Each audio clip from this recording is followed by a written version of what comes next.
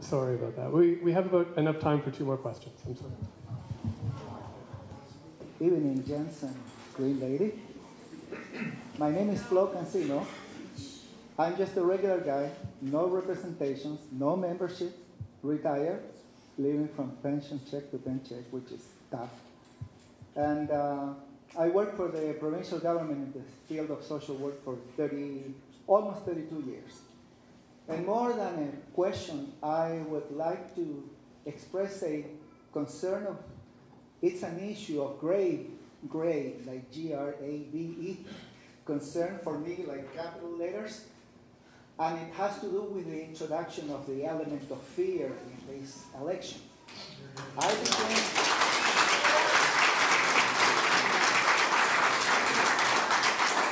I became a Canadian citizen over 30 years ago, and I'm not exaggerating.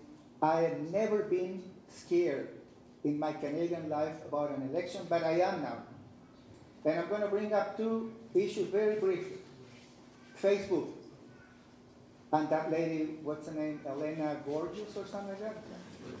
And what happened is this. It's ridiculous, but I sit in front of my computer now, and I'm afraid as to who's speaking from the other side of the screen. You know, it is a very, very grave issue in my opinion. And secondly, and by the way, Ray, I don't expect at all that you touch the issue of Elena and explain anything. It's just that she said something that scared the living day out of me. Honestly. Sorry, I need you to put a question. She said, if this happened to me, and I'm an MP, Minister of the Crown, what's going to happen to you? And that, like I said, sir, is not a question. I want to get their perspective about this issue, which I think is really, really important in this election. I'm done, sir. Thank you. I'm done, sir. Thank you.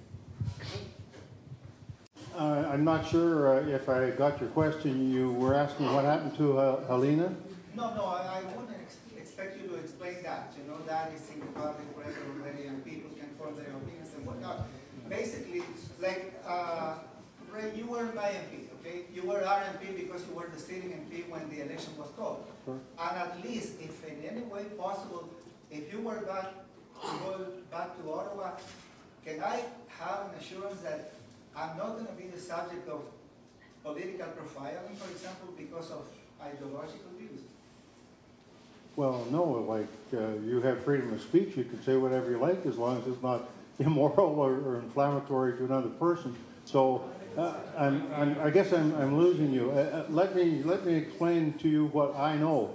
The question was whether Helena was inadvertently with her hubby utilizing government stationary, government phone lines, government offices for private enterprise. Whether or not that happened, I don't know. I don't sit with the RCMP.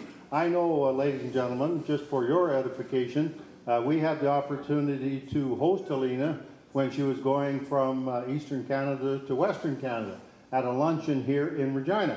Very charming lady, certainly entertained and had a good visit with ladies from Regina that were at the luncheon, about 25 in number.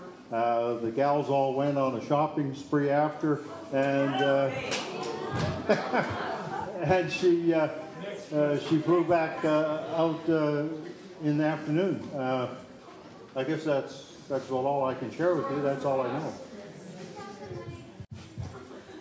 Well, if I can understand the theme of what you were saying, is that in our politics now, people tend to be profiled, and people are being thrown out of public meetings based on Facebook postings.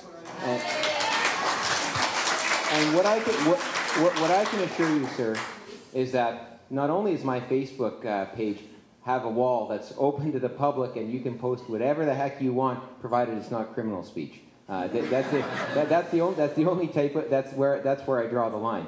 But I think what's happening in terms of people, and you're someone who's obviously understands the value of an open and free democracy. People who have come from abroad, and I have friends who came from Chile and were Salvador Allende supporters who know exactly what happens when you don't have democratic freedoms. And we're lucky in our country. Right now, most of our disagreements are still relating to degree.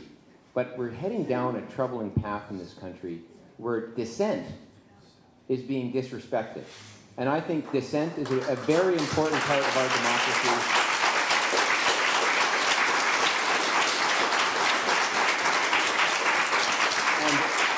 And so when I'm elected as your member of parliament, I give you free rein to give me the gears, because that's what you're there for as a citizen, as an active and engaged citizen. As it relates to Ms. Georges, what I have a problem with as a father of a 4-year-old girl is to see how a woman in our political system is treated to those types of public allegations and then snickered at. And women are underrepresented in our political process, and in that respect, I'm proud that my party has set a record for the number of women candidates running in this election. 40% of our candidates are women.